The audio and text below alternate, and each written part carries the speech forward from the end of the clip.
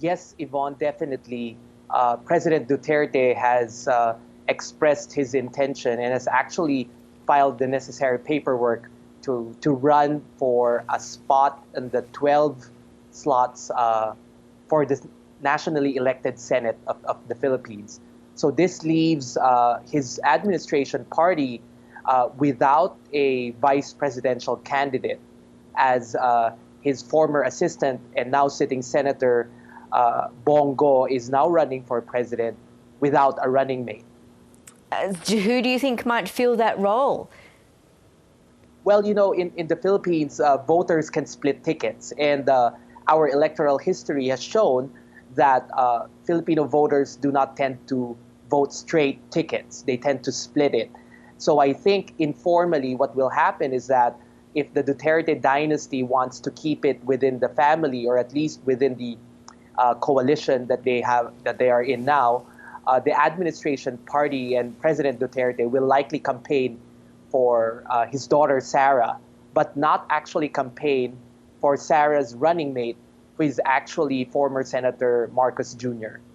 It is very complex, isn't it? I mean, it's no surprise that Sara has thrown her hat into the ring, but we were expecting that she'd be vying for vice president as Ferdinand Marcos Jr.'s running mate, were we?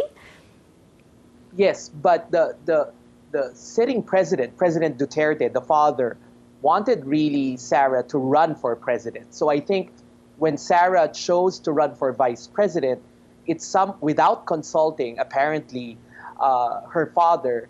This put the plan to concentrate power within the Duterte dynasty for the next 6 years up in limbo.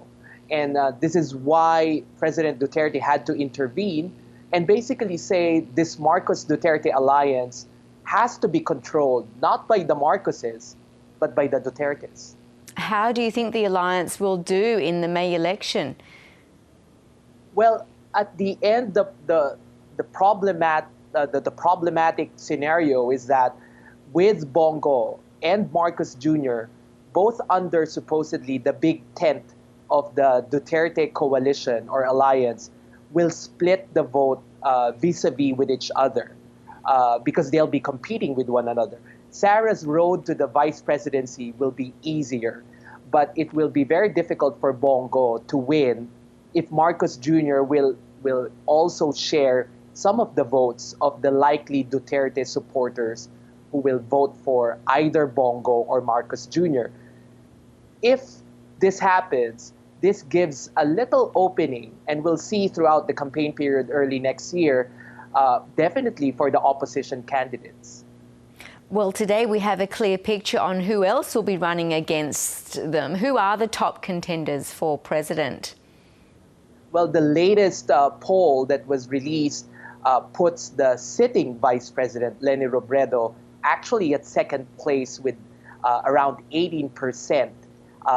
The first placer is Marcos Jr. with an astounding 47%. But that will likely change given that Senator Bongo, President Duterte's anointed candidate, has thrown his hat into the presidential ring. The other contenders would be the current mayor of Manila, Isko Moreno, and even globally renowned boxer Manny Pacquiao, placing in, I think, fourth place. And what election issues do you think will surface before the May polls come around? Well, definitely the pandemic response of the Duterte administration. International ratings and international polls have put the Philippines at the last place in terms of responding to the pandemic. We're the last country to open schools. Vaccination still remains low, although our numbers are not as bad as they used to be in terms of cases. The other issues would be economic recovery, the corruption allegations of some officials of the Duterte administration, and finally, Duterte's China policy, as well as its foreign relations with the United States. And I guess it depends on how the elections go, but how much political influence do you think Rodrigo Duterte might still have in a future potential role as a senator? Well, I think President Duterte will not just simply be one of the 24 senators, because I think he will definitely win. There's no question about that. He might likely gun to become the president of the Senate, and that puts him third in the line of constitutional succession, and possibly next to his own daughter, if his own daughter wins the vice presidency.